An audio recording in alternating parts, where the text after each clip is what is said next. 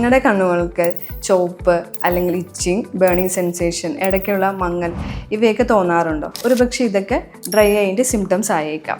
ഇത് എങ്ങനെയൊക്കെ വരാൻ സാധ്യതയുണ്ടെന്ന് വെച്ച് കഴിഞ്ഞാൽ നമ്മൾ ഓവറായിട്ട് കമ്പ്യൂട്ടർ യൂസ് ചെയ്യുമ്പോൾ അല്ലെങ്കിൽ ഫോണ്, TV ഇതിൻ്റെയൊക്കെ സ്ക്രീൻ ടൈം കൂടുന്നത് കൊണ്ട് ഡ്രൈ ഐസ് വരാൻ സാധ്യതയുണ്ട്. ബ്ലിങ്കിങ് കുറയുന്നതും ഒരുപക്ഷെ ഡ്രൈ ഐസിന് കാരണമായേക്കാം. ഇതിനെ നമ്മൾ എങ്ങനെയെല്ലാം ട്രീറ്റ് ചെയ്യാമെന്ന് വെച്ച് കഴിഞ്ഞാൽ ടോപ്പിക്കലായിട്ട് എന്ന് വെച്ച് കഴിഞ്ഞാൽ ഐ ഡ്രോപ്സ്, ഐ ഓയിൻമെൻറ്റ്സ് ഒക്കെയാണ് നമ്മൾ സിവിയർ കണ്ടീഷനിൽ ഉപയോഗിക്കുന്നത്. അതല്ലാതെ തന്നെ ഹെൽത്തി ഫുഡ്, നല്ലോണം ഡ്രിങ്ക് വാട്ടർ, അതുപോലെ തന്നെ ഫേസ് വാഷ് ചെയ്യുന്നത് മൂലം നമുക്കിത് ഒരു പരിധിവരെ ഡ്രൈ ഐസ് കുറയ്ക്കാൻ സാധിക്കും. ഏജ് കൂടുന്നതിനനുസരിച്ചും നമ്മുടെ കണ്ണിലുള്ള ടിയർ പ്രൊഡക്ഷൻ കുറയും. സോ അതുമൂലവും നമുക്ക് ഡ്രൈനെസ് വരാം. അതുപോലെ തന്നെ നമ്മുടെ ശരീരത്തിൽ ഉണ്ടാകുന്ന ഹോർമോൺ ഇൻബാലൻസ്, അതുപോലെ തന്നെ സന്ധിവാതമുള്ള പേഷ്യൻസിനും ഡ്രൈനെസ് വരാൻ സാധ്യത കൂടുതലാണ്. ഡ്രൈനെസ്സിനെ എങ്ങനെ നമുക്ക് പ്രിവെൻറ്റ് ചെയ്യാമെന്ന് ചോദിച്ചു കഴിഞ്ഞാൽ, പുറത്ത് വർക്ക് ചെയ്യുന്ന ആൾക്കാരാണെങ്കിൽ, ഔട്ട്ഡോർ വർക്ക്സ് ആണെങ്കിൽ സൺഗ്ലാസസ് യൂസ് ചെയ്യാം.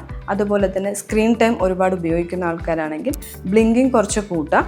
അതോടൊപ്പം ആൻറ്റി ക്ലെയർ കോട്ടിങ്ങോടെയുള്ള ഗ്ലാസസ് ഉപയോഗിക്കുന്നതും ഒരു പരിധിവരെ ഡ്രൈനെസ് കുറയ്ക്കാൻ സഹായിക്കും.